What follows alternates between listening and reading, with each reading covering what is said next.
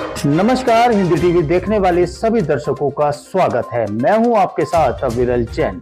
शुरू करते हैं हिमाचल प्रदेश से संबंधित पूरे दिन की कुछ बड़ी खबरें। जयराम ठाकुर बोले, विधायक प्राथमिकता बैठकों का होगा बहिष्कार, सर्वसम्मति से लिया फैसला।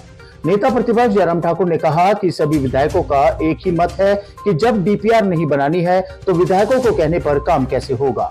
ऐसे में सर्वसम्मति से फैसला लिया गया कि 3 और 4 फरवरी को विधायक प्राथमिकता बैठकों का बहिष्कार होगा। जयराम ने कहा कि हिमाचल में विधायक संस्था को तबाह किया गया है। विधायक को 8-8 घंटे थाने में बैठाया जा रहा है। कभी भी चुने गए प्रतिनिधि को इतना जलील नहीं किया गया। विधायक निधि के पैसे पर भी ट्रेजरी में सीलिंग लगाई गई है। जयराम बोले कि यह फैसला पीड़ा के साथ लेना पड़ रहा है कि बार बार अपमानित करना बर्दाश्त नहीं होगा। शिक्षकों के तबादले को लेकर बड़े बदलाव की तैयारी में हिमाचल सरकार, बंद हो सकते हैं म्यूचुअल ट्रांसफर। शिक्षकों के तबादले को लेकर हिमाचल सरकार बड़े बदलाव की तैयारी में है। म्यूचुअल आधार पर बदले तबादले बंद हो सकते हैं। म्यूचुअल आधार में 2 शिक्षक एक दूसरे के स्थान पर तबादला करवा लेते हैं, यानी इससे पहले कि सरकार उन्हें बदले वे पहले ही पसंदीदा स्कूल चुन लेते हैं। इसके चलते उन्हें दूर से नौकरी करने जाना पड़ता है। शिक्षा विभाग की बैठक में इस पर रोक लगाने का निर्णय हुआ है। अब प्रस्ताव मंत्रिमंडल की बैठक में जाएगा और इस पर अंतिम निर्णय लिया जाएगा। प्रदेश में लगभग 80,000 शिक्षकों के तबादलों पर 1 अप्रैल को प्रतिबंध हटेगा। सरकार केवल उन्हीं शिक्षकों के तबादले करेगी जिनका कार्यकाल 3 वर्ष व इससे अधिक हो गया है। सीएम सुक्खू बोले, सचिवालय में बैठक, एचएएस अधिकारी बैठेंगे और फाइलों में देरी बढ़ा है भ्रष्टाचार। मुख्यमंत्री सुक्खू ने कहा कि सरकार ऐसे पदों का अध्ययन कर रही है जहां पर एचएएस अधिकारी ज्यादा अच्छे ढंग से सेवाएं दे सकेंगे। कहा कि एसडीएम स्तर के एचएएस अधिकारी को भी राज्य सचिवालय में 3-4 महीने बैठाया जाएगा, जिससे वह कामकाज को ठीक से जान सके।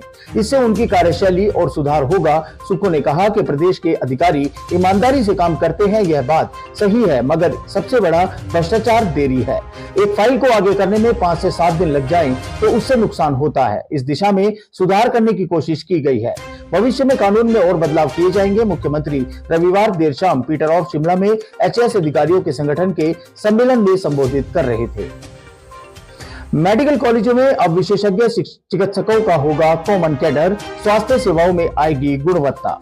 मुख्यमंत्री सुक्खू ने कहा कि हिमाचल के सभी मेडिकल कॉलेज और सुपर स्पेशलिटी फैकल्टी की नियुक्तियों के लिए अब एक कॉमन कैडर होगा। प्रदेश सरकार ने इस बाबत सैद्धांतिक निर्णय लिया है। सरकार के इस फैसले से लेकर चिकित्सा, शिक्षा और स्वास्थ्य सेवाओं में गुणवत्ता में मदद मिलेगी।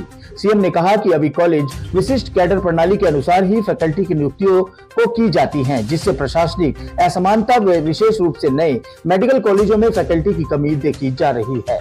इस चुनौतियों का समाधान करने के लिए कॉमन कैडर प्रणाली के माध्यम से अध्यापन स्टाफ की भर्ती के लिए एक समान प्रणाली भी बनाई जाएगी। हिमाचल के कुल्लू में भूकंप से डोली धरती, रिएक्टर स्केल पर रही है तीव्रता। हिमाचल प्रदेश के कुल्लू में सोमवार तड़के भूकंप के झटके महसूस किए गए। भूकंप के झटके सुबह 6:30 बजे के करीब रिएक्टर स्केल पर इसकी तीव्रता 3.4 रही है। यही कुल्लू के आसपास के जिलों के कुछ इलाकों में भी झटके महसूस किए गए। खबर लिखे जाने तक कोई भी नुकसान न मिलने की सूचना मिली है। बीते रविवार को राजस्थान के बीकानेर में भी भूकंप के झटके महसूस किए गए हैं। नेशनल सेंटर फॉर एनसीए के अनुसार रविवार दोपहर को राजस्थान के बीकानेर क्षेत्र में रिएक्टर स्केल पर 3.6 तीव्रता का मध्यम भूकंप भी आया है। हिमाचल के शक्तिपीठों में एस्केलेटर और लिफ्ट लगाने की मांग, सांसद सिकंदर ने राज्यसभा में उठाया मामला। हिमाचल प्रदेश के प्रसिद्ध शक्तिपीठों और अन्य तीर्थ स्थलों पर बुजुर्गों, दिव्यांगों और शारीरिक रूप से असक्षम श्रद्धालुओं की सुविधा के लिए एस्केलेटर और लिफ्ट लगाने की मांग राज्यसभा में उठाई गई है। हिमाचल प्रदेश में सांसद सिकंदर कुमार ने सोमवार को शून्यकाल के दौरान इस मुद्दे को प्रमुखता से रखते हुए केंद्र सरकार से राज्य के तीर्थ स्थलों पर मूलभूत सुविधाएं बढ़ाने का भी आग्रह किया है। हिमाचल को केंद्रीय करों में हिस्सेदारी के 1125 करोड़ रुपए ज्यादा मिलेंगे। हिमाचल प्रदेश को अगले वित्त वर्ष में केंद्रीय करों के हिस्से में 1125 करोड़ रुपए ज्यादा मिलेंगे। चालू वित्त वर्ष 2024-25 में 10,681 करोड़ रुपए मिले हैं, जबकि 25-26 में हिमाचल को 11,806 रुपए मिलेंगे। हिमाचल को केंद्रीय करों से मिलने वाली सभी कुल हिस्सेदारी करीब 0.830% है।